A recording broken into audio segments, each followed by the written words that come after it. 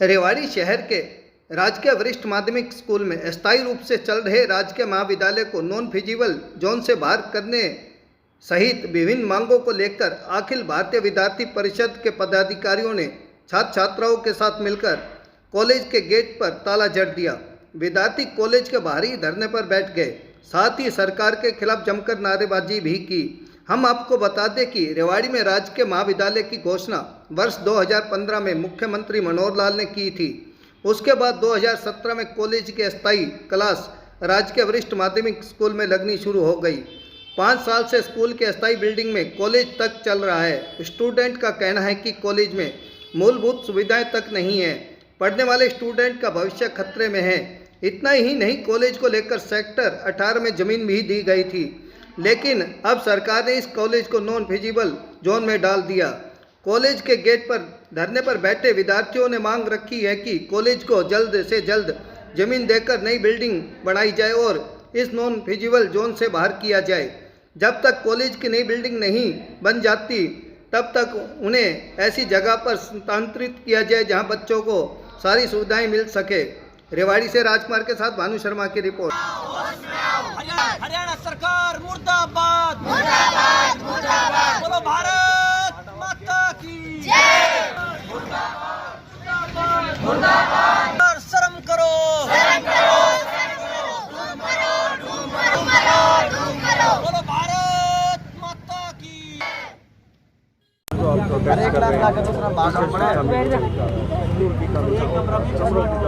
मैं यही कहना चाहूँगी सरकार से, एक तरफ तो वो बेटी बचाओ बेटी पढ़ाओ का नारा दे रही है, ऊपर से वही बेटी आज सड़क पे बैठी है, तो वो कुछ कर क्यों नहीं रही? ये कि तमाशा हो रहा है, बेटियों का मजाक बनाया जा रहा है। यहाँ पे कोई ठोस कदम क्यों नहीं उठाया जा रहा अब तक? क्योंकि पहले भी हम काफ़ी बार इसी टॉपिक पर नोटिस दे चुके हैं, लेकिन अब तक कोई कार्रवाई नहीं की गई है। पहले भी हमें टाइम टू टाइम दीजिए, कभी 10 दिन, कभी 15 दिन, लेकिन फिर भी कोई नोटिस का कोई अभी सुनवाई हमारी इस बारे में नहीं हो पा रही है। तो हम सरकार से कहते हैं जल्दी से जल्दी हमारी आवाज़ को सुना जाए, और अगर उन्होंने ऐसा नहीं किया तो इसी प्रकार हमारा धरना प्रदर्शन चलता रहेगा। जब तक वो नहीं मानेंगे, जब तक इसी तरह रोज़ हम यहाँ पर प्रदर्शन करते रहेंगे, कभी ख़त्म नहीं होगा।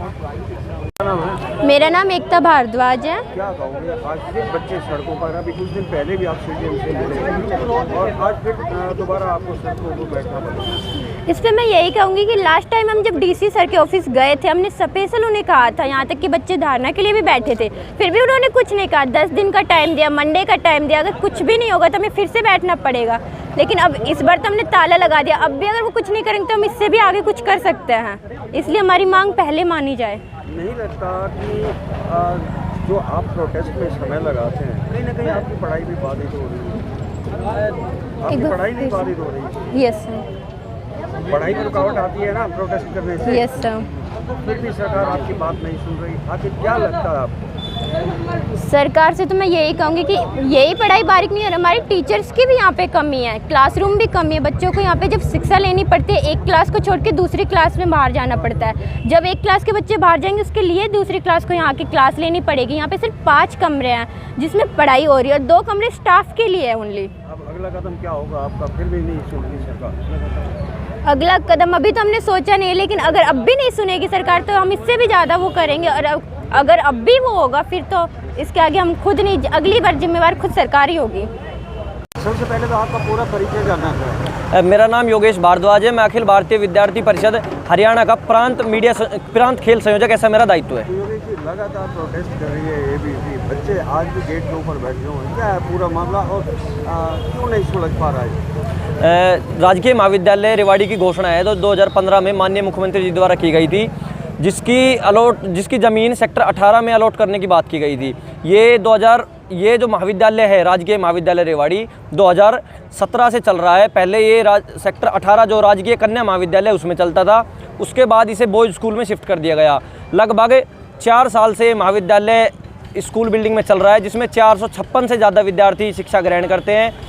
आज तक इसमें 5 कमरे तो स्टूडेंट्स के लिए दे रखे पढ़ने के लिए, और 2 कमरे ऑफिस वर्क के लिए दे रखे हैं। इसमें लाइब्रेरी की सुविधा नहीं है, ना ही पंखे चलते हैं, जब बारिश आती है तो छतों में से पानी टपकता है, वॉशरूम की सुविधा नहीं है, कंप्यूटर लैब नहीं है। अब इतने कम कमरों के अंदर, इतनी कम स्पेस के अंदर विद्यार्थियों का सर्वांगीण विकास किस तरीके से हो पाएगा।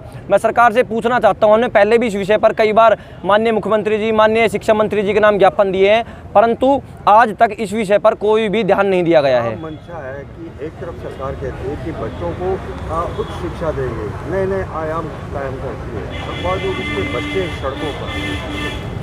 आज जो अखिल भारतीय विद्यार्थी परिषद है, ये शुरुआत से ही अपने गृह जिले में, मतलब जो जिला है रेवाड़ी जिले के अंदर, एक भी को एजुकेशनल सरकारी महाविद्यालय नहीं है।